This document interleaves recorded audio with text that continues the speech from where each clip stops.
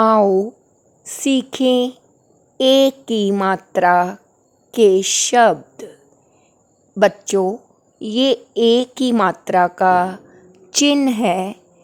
ए की मात्रा हमेशा वर्णों के ऊपर लगाई जाती है और इसकी आवाज़ इंग्लिश के लेटर ए के जैसी होती है। जैसे ये है क और ये है के, ये है स और दूसरा है से। तो आइए कुछ अन्य ए की मात्रा वाले शब्द पढ़ना सीखें।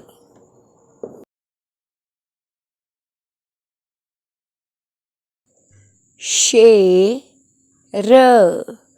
शेर।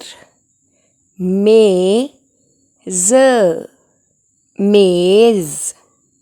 Rail, rail. सेब, सेब। बेर, बेर। केला, केला। पेड़, पेड़। ठेला, ठेला। करेला, करेला। सपेरा,